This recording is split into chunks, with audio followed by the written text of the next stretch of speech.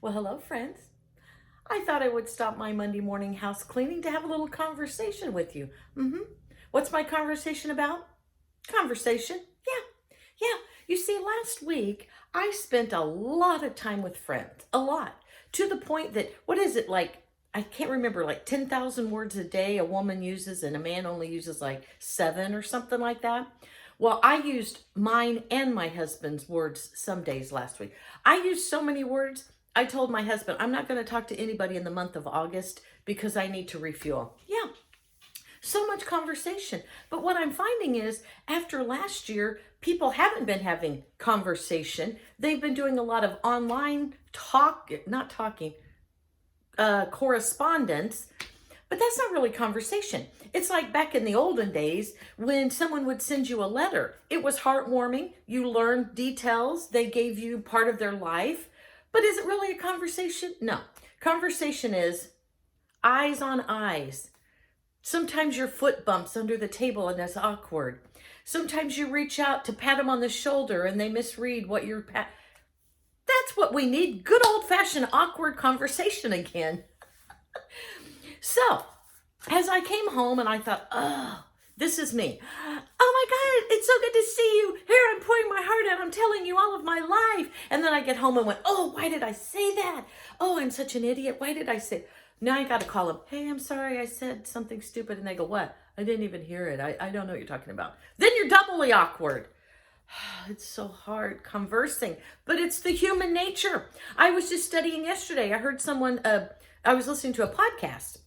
And they said, well, they used to put a lot of people in solitary confinement because it was, you're bad, you're going into timeout. We're going to leave you there for weeks at a time. And they found out it literally makes people crazy. And so solitary confinement, it makes you crazy. But then again, so does conversation. So what do you do? So I thought, if I'm awkward in conversation, I can't be the only one. And so I sit down and I started thinking, what are some things we should not do in conversation? My handy dandy notepad. Here's some rules I thought I would give you. Things that I've done. Learn from my mistakes. First of all, don't be a face talker. We all know those persons. And usually it's not like a mom or an aunt that you go, well, we have a bond. No, it's the guy at the Sam's Club that I was looking at some nuts the other day, and he comes up and he looks at the same ones and I'm like, oh, hi. And he's like, hi.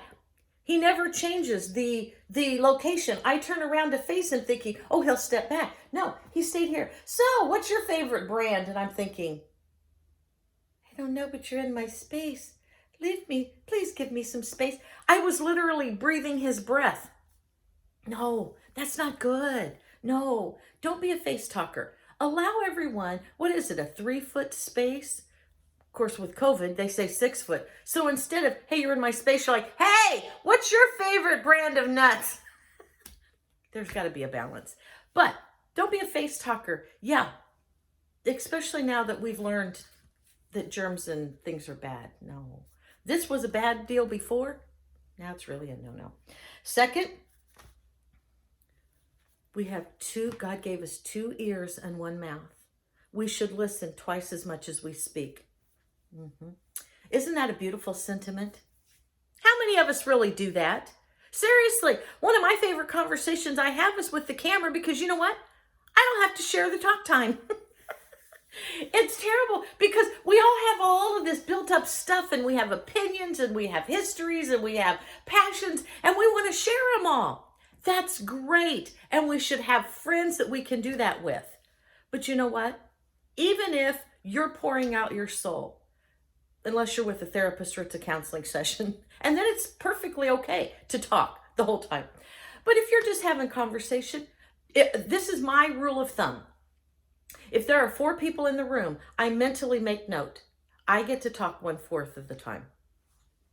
Then if I find myself droning on because I'm on something that I'm passionate or loving about, and I got to tell you, it's important. You need to know. All of a sudden I look around and think, I've been talking a long time. Zip it, let someone else have the floor. Because as humans, we need and desire so much to be seen and heard. We need the world to say, I see you, I hear you, I know you. Your opinions matter. Yeah. Not only my opinion. I tell my husband that all the time. My opinion matters. And he goes, but not all the time. And you know what else he's told me? I don't need to hear your every thought. He's right. He's right. As soon as I get him his attention captivated, I'm like, okay, this is every thought I've had today while you were at work. Okay, first of all, did you know? No, that's a lot. That's a lot. Listen twice as much as you speak. Misery loves company, but company don't love misery. Boy, this is a goodie. I've been on the receiving end of this. It's like, I would love for you to come over and have dinner, and we're just going to sit and just visit. And the person's like, great, what do you want me to bring? Nothing, I got it all. We're eating dinner, and I'm like, so how have you been? And they're like, oh, the dog died, and the baby's got the colic. And you're like, oh, you have empathy, you have compassion. And you think, oh my gosh, I'm so glad I called them to come over. They needed this boost.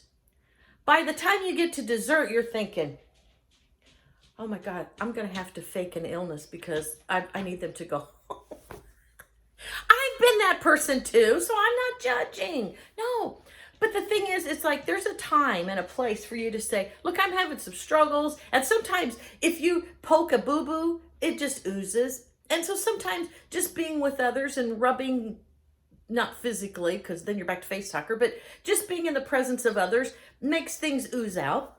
And that's good. But you know what? If you're at a dinner party and everybody's laughing, we had a party one time. Oh my gosh. We were all laughing. People were peeing their pants. They were laughing. One girl sit down. She thought she was hyperventilating because she was laughing so hard. Everybody's faces were red. And then there was one guy at the party that was literally calling people aside one by one and going, I think you need to know the world is about to end and we need to take life more seriously. The one guy. Honey, the company didn't love your misery. So yeah, if you're having some issues, it's okay to share. But if you've brought the whole, read the room. Read the room. If everybody's like, oh, we're just sharing the evening, and you're like, oh, 4 people were kidnapped in Guam. I feel bad for those people in Guam, but read the room. There's a time to talk about kidnappings. And I don't really know if anyone was kidnapped in Guam. So that's not a fact. That's just an example. Okay. No invasive conversations. Hey, how have you been? I heard through the grapevine you and your wife were having fertility issues. Did you have your swimmers checked? You had better be a close friend to ask those kind of things. Seriously. Oh, I've had people say, so you moved. How much was your new house? None your business.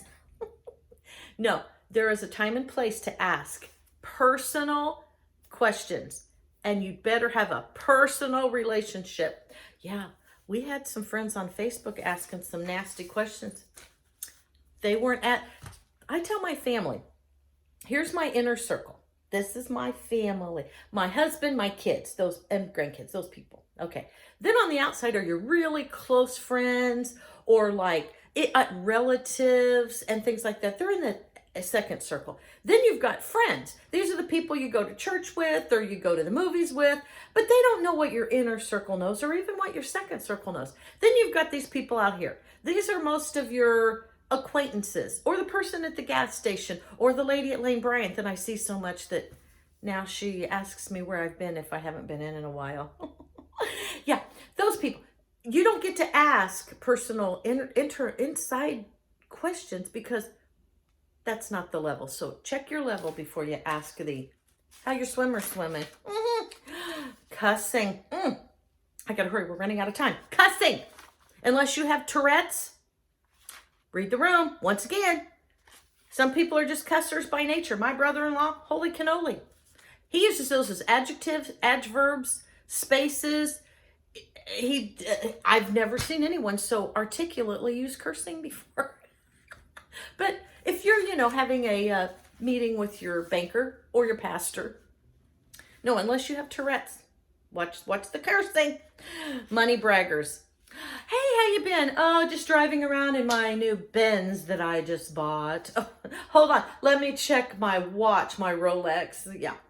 You know, my wife, she just got a job. Biggest pay increase. No. You know what? Let your life speak for itself. Because I know people with no money and their quality is, mwah, they are good people. I know people with money, some, not all. And so inside, not outside. And if you're a bragger, I say you're working too hard. If a person doesn't know the backstory of your story, don't drag down the conversation and spend 45 minutes telling them the backstory. It's like, oh my gosh, did you hear about Susan? Oh, yeah, I heard that she fell off the ladder. Oh, she was on a ladder? Well, yeah, you didn't hear. Okay, now the maker of the ladder, they are out of Illinois. And I heard that they had a steel... Stop. Just stop.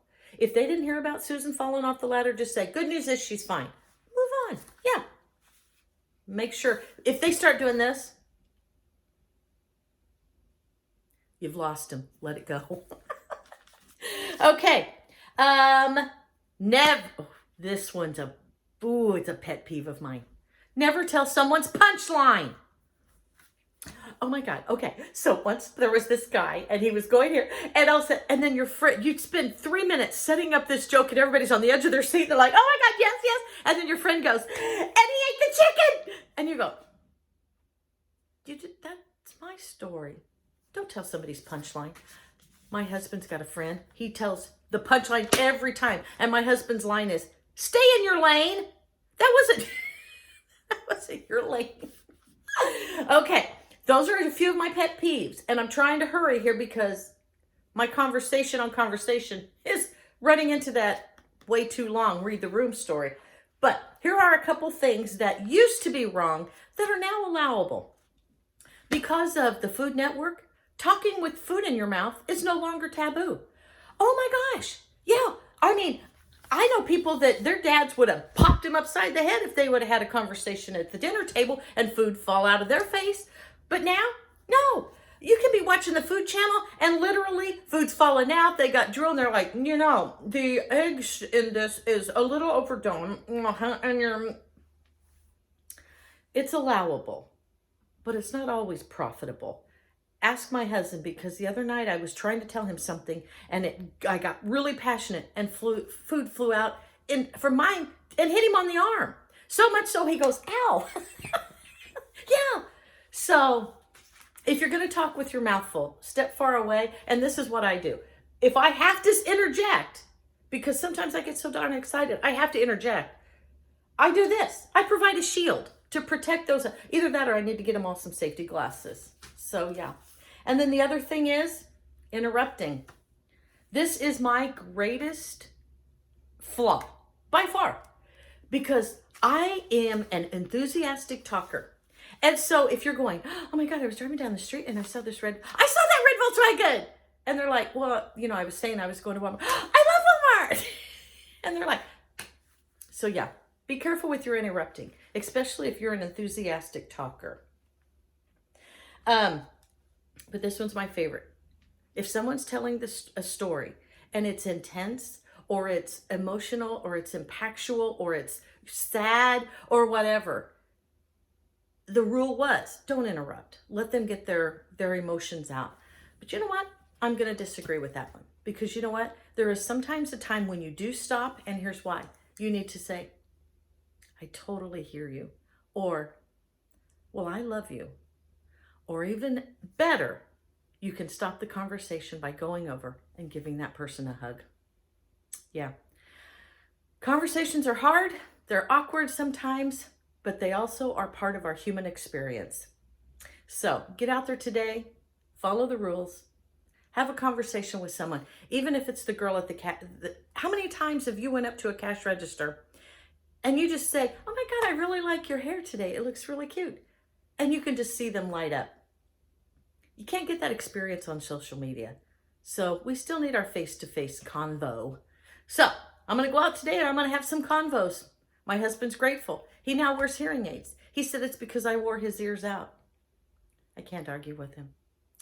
All right, well, love you guys. We'll talk soon. See what I did there?